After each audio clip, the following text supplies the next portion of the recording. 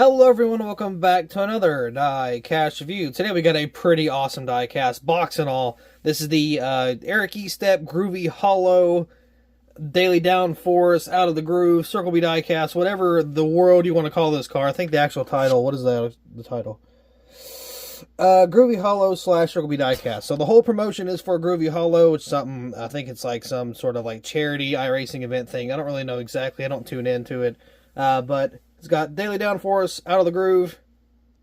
I can't lie, I watch Out of the Groove constantly, like every day, whether it's on lunch, whether I'm just at home, before I go to bed, when I wake up, kind of whatever, I watch it a lot.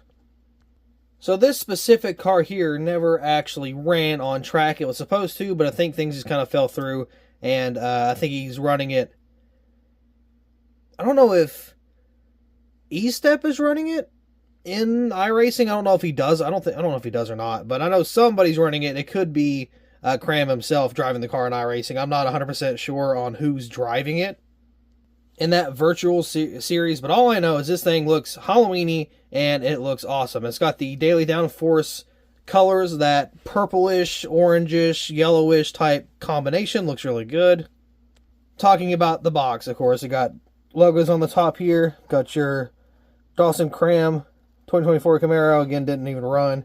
Xfinnity series, Daily Downforce Out of the Groove, and Daily Downforce on the back too. So it's got a whole bunch of actual box design. These guys know what's going on, so that's awesome. I like how they did a whole box design. Just looks really, really good. If you are wondering where you can pick this car up, I don't know if it's still in stock by the time this video gets released, but it is on the dailydownforce.com, probably under merchandise and diecast, I would assume.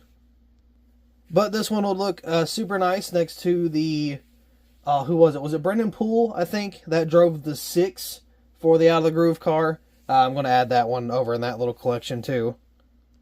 Sadly, that one did not make 164, and I don't think this one made 124, so, you know, either way, some form of diecast was made on that day. But anyway, on to the actual diecast here. We're going to go ahead and pop this out of the box and get a closer look at this gorgeous diecast.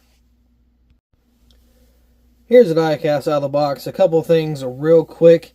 This diecast is not your normally priced car. This is like an $18 car, but I can see this being very expensive later on down the road when they run out on the website and people start selling them and reselling them, kind of scalping them a little bit. These guys are going to be hard to find. As it's rolling away from me, I don't know how many were made. I don't know if it was just your basic MOQ number or what, but either way. Also, this is a Cram car. I don't think we've had a Cram car. And the number 4, I don't know how many we've had for Xfinity series. We may not have had any. I'm not sure. I'm not really familiar with the Xfinity series because I don't collect a whole lot of cars.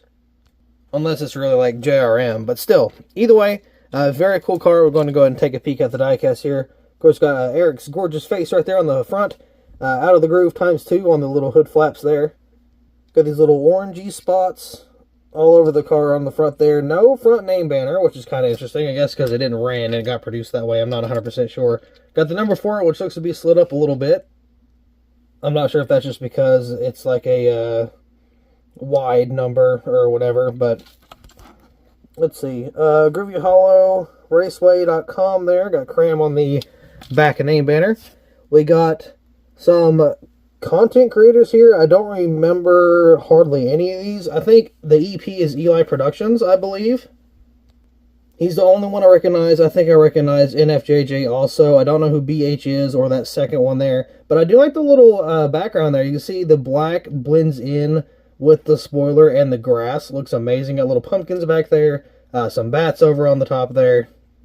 Personally, I think you should have added a little more bats going up to the rear of the, or the bottom of that windshield there. But I mean, that would have been cool too. DailyDownforce.com right there. Of course, you got your spiderweb on the back. Looks pretty good. Chevy bow tie, got the number 4.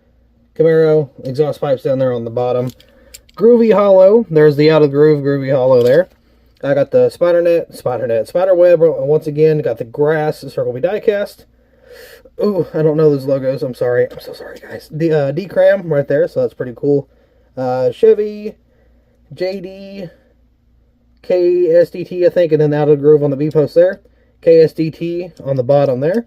Got a little bit of a background going on here. So it looks like we got the little gravestones with the 4 on it. That's kind of cool. Got some bats there. We got NASCAR race car, Xfinity Series, Comedic, Lincoln Welders, Arrowhead Brass, whatever the K is, in Sunoco, Rookie of the Year contender. Maybe? There is no rookie stripes, but that is a rookie contingency. And if I remember, those are normally up here on the front. So I don't know what's kind of going on there. Simpson, ARP, Sunoco, got the number 4, Camaro on the front there. Of course, you got your headlights. Sunoco on the other side, too. Not a whole lot going on. Of course, you got your bioethanol ring. That's pretty much it. So, pretty cool little car here. Again, it is a little more expensive than your normal 164 diecast. I think it's worth it just because, I mean, it's Eric Estepp. We don't get a lot of these cars a lot. It is also a Dawson Cram car. I don't think we got any of his cars. It's got a special box design. It's supporting a good cause. So, I mean, there's a lot of good reasons as to why I think it's worth the 18. Not only on top of that, I have been watching Eric for many years now, maybe like 6? Maybe. I think this was maybe a little before 2017. I don't think that was 6 years ago. It was over 6 years, because 7 years from now, or from 2017, that's 14, so 2024. Yeah, okay, maybe it's been that long. That's kind of crazy to think about. I've been watching him before that, though, for his stop motions, and then once he's kind of started picking up and out of the groove, I started a couple years ago, maybe 3-4 years ago. So I followed him for quite some time, originally because of his stop motions, which not a whole lot of people do stop motion anymore. So I followed him for his stop motions and like the little skits he had going on. So I've kind of followed him for a long time. So overpaying a little for a 164, you know, that kind of has his branding on it, supporting him, I'm not really going to complain about that. He's gave me years of content. I think an extra, what, $7 isn't going to hurt nobody. And I think it was free shipping, but I could be wrong. I don't remember. So don't hold me accountable for that one, but I don't think I paid shipping on it. But anyway, with that being said, that'll be all for this diecast review. Thank you all so much for watching. I hope you all enjoyed, and I will see you in the next video. I got one too many problems, why lie? And eventually come to light and shine bright. I miss when life was easy, homie, time flies. Now I listen to these angels tell me